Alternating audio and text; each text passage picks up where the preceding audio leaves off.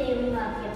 ఇర్మియా 6:16 యెహోవా ఇలాగ సెలవిచ్చుచున్నాడు, మార్గములలో నిలిచి చూడుడి, పురాతనమైన మార్గమును గురించి విచారించుడి, మేలు కలుగు మార్గమేది అడిగి అందులో నడుచుకునిడి, అప్పుడు మీకు నెమ్మది కలిగెను.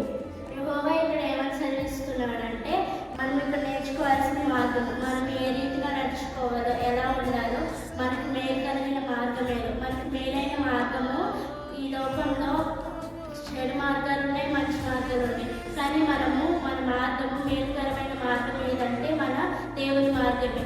ఆ ప్రకారమే మనం నడుచుకోవాలి. కొత్త నిబంధన ప్రకారం యేసయ్య చెప్పినట్లుగా నేనే సత్యమును, నేనే మార్గమును, నేనే జీవమును అన్నట్టు మనము ఆ రీతిగా నడుచుకోవాలి. మన పితరులు ఎలా ఉన్నారో ఆ మార్గములు మనకి అవే మంచివి.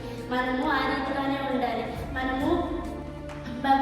భక్తులు ఏ రీతిగా జీవించారో అలాగే ఎలా అయితే సాధన చేశారో ఆ రీతిగానే మనం సాధన చేసి ఆ మార్గంలో నడుచుకోవాలి. ఈ చిన్న వాక్యం మీ హృదయంలో ఫలించునుగాక. Amen. Please do like and share, subscribe for more updates.